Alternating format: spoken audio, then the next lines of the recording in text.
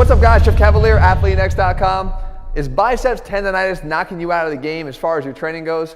Well, I'm going to tell you today, first of all, you're probably not alone because it's one of the most common things that will take time away from your ability to train in the gym. And number two, the good news, maybe, is that it actually has nothing to do with your biceps for the most part. You see, your bicep training is not what's putting you in the predicament that you are right now. It's really what's going on in the shoulder. Because if you look at the anatomy of the biceps, the first thing you have to look at is, as I come around the other side, we have two heads of the biceps. That's why we call it the biceps. One is the short head that attaches here to the coracoid process, and then one that attaches to the top of the ball and socket, which would be the socket portion here of the shoulder joint. Okay, so the very, very top. And what you have there is you can see the difference. This is the long head. It's higher than this one over here. Thus, it's longer. It's the long head versus the short head. The long head, though, is the thing that gives us all the problems because the position of it in relation to the shoulder joint is what's problematic. You can see here I've got this dislocated arm, but you can see right on top where this rubber band is running, this is the groove for the bicep tendon. So the bicep tendon for the long head sits right in that groove, and then it actually gets put inside the socket, and this little metal piece here I'm going to show you is actually kind of beneficial to what I'm going to show you in a second. You see? I'm flipping it. What happens is, just like the fraying of a rope over metal, if I were to take this band and just keep rubbing it over this metal, what do you think is going to happen over time? Over time, it's going to start to fray, break down, and cause pain and become inflamed. Well, the same thing is happening here with biceps tendonitis. It's not anything you're doing with curls. If you look at the position of the biceps tendon during a curl, it's actually non-problematic.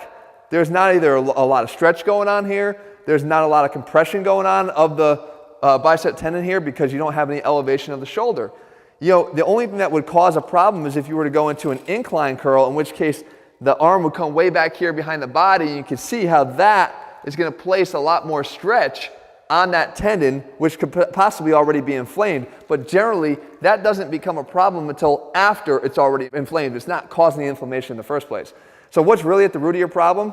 Probably a lot of your other exercises that involve anything with your shoulder over your head, particularly those that have elements of bicep contribution too. So things like a chin-up. If you're doing a chin-up, your arm's going to be up here, elevated, over shoulder height, and then you're going to have the supination here of your wrist, so you're going to have to be up here in this position. Now you've already got the activation of the biceps, but with a compression here of the bicep tendon, because guess what happened when you lifted this up and lifted your arm up? You compressed it. You left not much space here inside for the tendon to actually exist without banging up against the other bones above it. Okay, the acromion namely. So what you need to do is consider what other exercises could do that. Well, a bench press can do the same thing. If your elbows are out here to the side, you have that elevation. And of course, even a squat can do the same thing because you've got this external rotation with an elevated arm that's putting you back in that position. So it doesn't have to do anything with necessarily your bicep exercises, but more so with the health of your shoulders. So how do you fix it, or how do you combat it?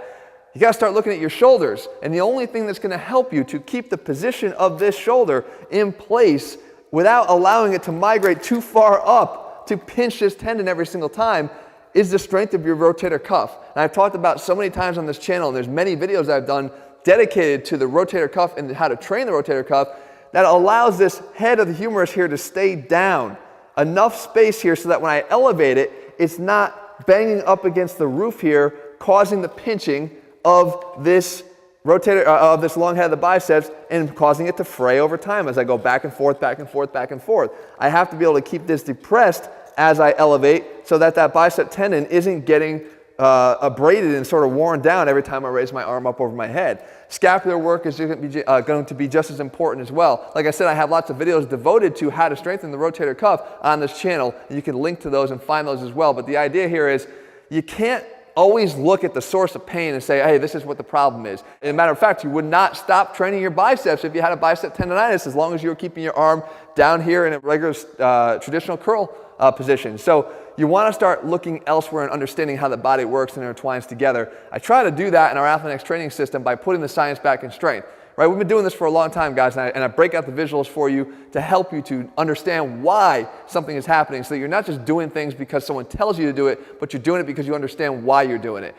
That's all over at athletenext.com. Our whole AthleteNext training system, like I said, breaks it all down day by day, workout by workout. In the meantime, if you found this video helpful, make sure to leave your comments and thumbs up below. And if you're suffering from bicep tendonitis, you can probably get back to training those biceps a little bit more, but have an eye towards what you're doing to try to fix your shoulder in the process. All right, guys, I'll be back here again real soon.